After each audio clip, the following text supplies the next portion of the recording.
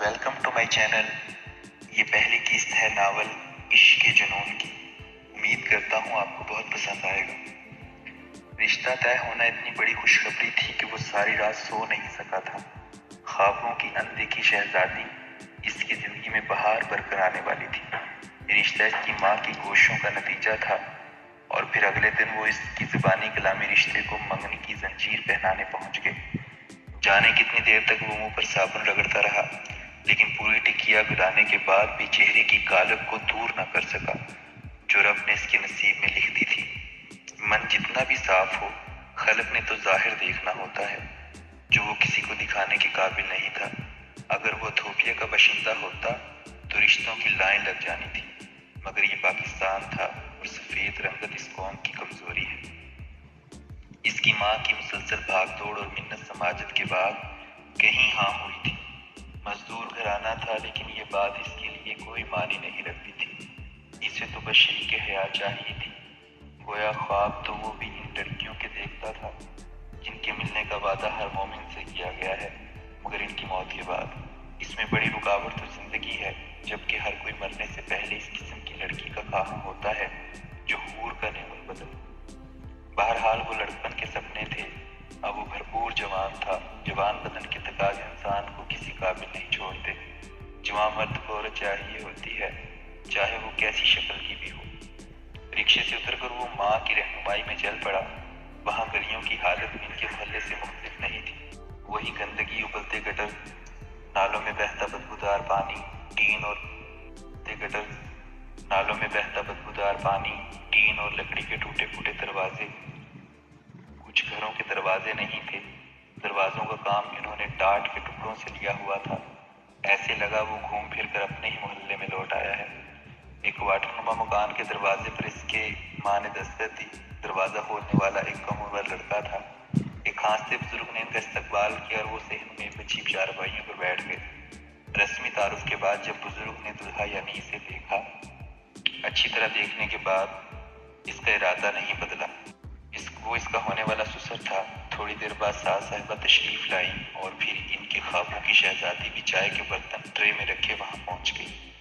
عام شکل و صورت کی ایک ایسی لڑکی جو راستے میں مل جائے تو کوئی دوسری نظر ڈالنا پسند نہ کرے، مگر اب وہ اس کی ہونے والی تھی، بلا شرکت غیر اس کی ملکیت. جیسی بھی تھی اسے اچھی لگی. منگنی کی انگوٹھی پہنا کر واپس آ گئی. دوسری طرف حماد عجیب مخمے میں پھنس گیا تھا. سوچنے سمجھنے کی صلاحیتیں جیسے کہ سلب ہو گئی تھی. ایک طرف محبت اور دوسری جانب ضرورت. فریحہ کی طرح خوبصورت لڑکی اس سے پہلے اس کی نگاہ سے نہیں گزری تھی. لڑکیوں سے دوستی کرنا، انہیں محبت کے جال میں پھانسنا ان کی بائیں ہاتھ کا کھیل تھا اور اس میں زیادہ دخل اس کے پرکشش چہرے کا تھا. ایک لڑکا بیٹا ہونے کے باوجود رکھ رکھاؤ اسے نوابوں جیسا لوگوں کو نظر آتا تھا. شروع میں وہ صرف لڑکیوں سے دوستی رکھنے کا شوقین تھا اور ایسا کرنے کے بعد دوستوں کی محفل میں ان معشوقوں کو فخر سے بیان کرنا اس کا مشغلہ تھا. بعد میں ایک قدم آگے بڑھ کر وہ امیر لڑکیوں سے رقم اٹھیلنے لگا. اس مقصد کے لیے وہ عموماً یونیورسٹی میں نہیں آنے والی واجبی شکل و صورت کی امیر لڑکیوں کو تاڑتا. اس کی اس روش کا خاتمہ مسکان کی یونیورسٹی آمد پر ہوا. پہلے ایک سیٹھ زادی کو نقاب اوڑھ کر دیکھنا اچنبھا تھا.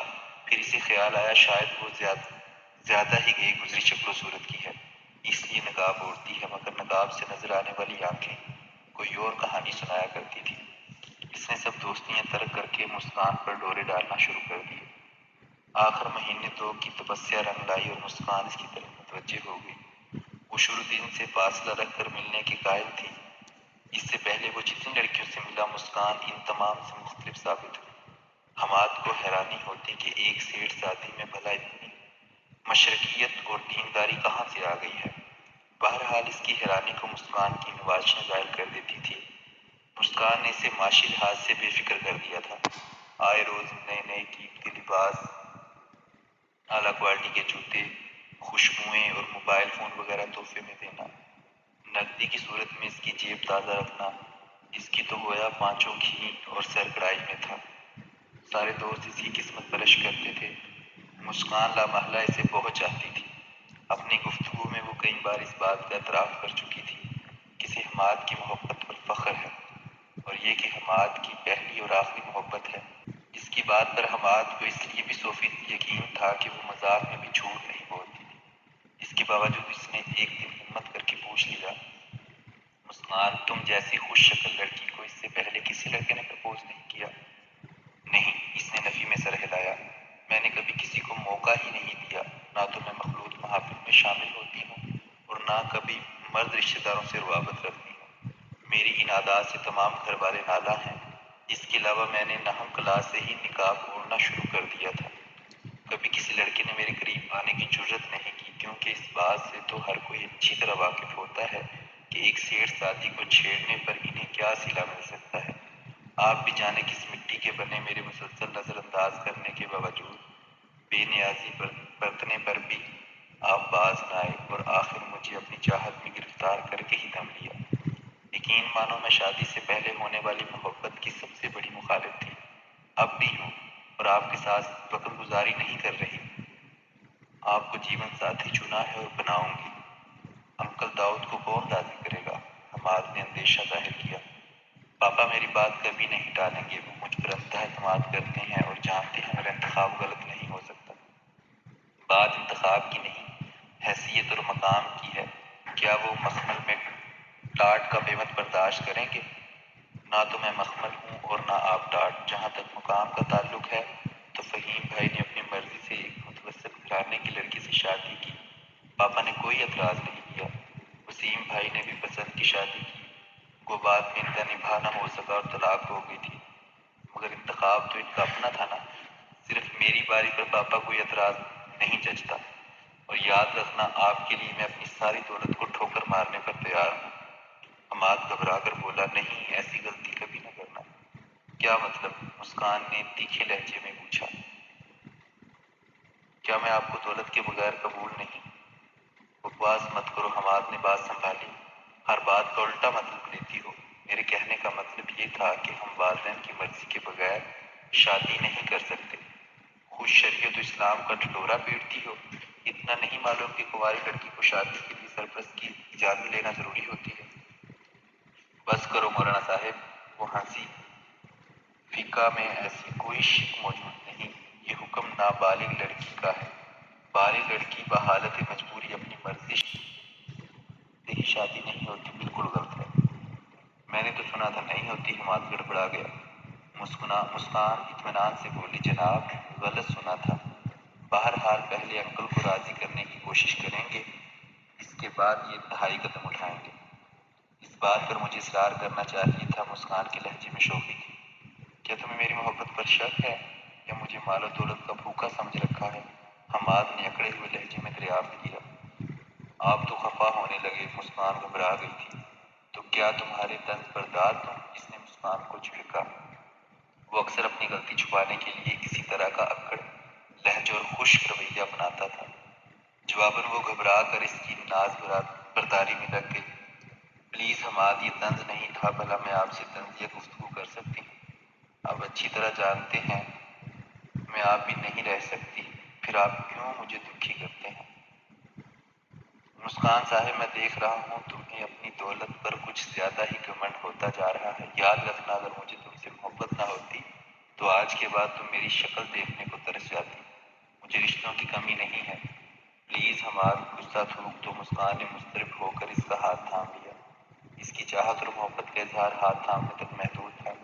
شروع میں حماد نے آگے بڑھنے کی کوشش کی تھی، مگر اس نے بڑی سختی سے جھڑک دیا تھا۔ شادی سے پہلے وہ کسی بھی ایسی ویسی حرکت کا ارتکاب گناہ کبیرہ سمجھتی تھی، اور حماد کو اپنے فائدے کے لیے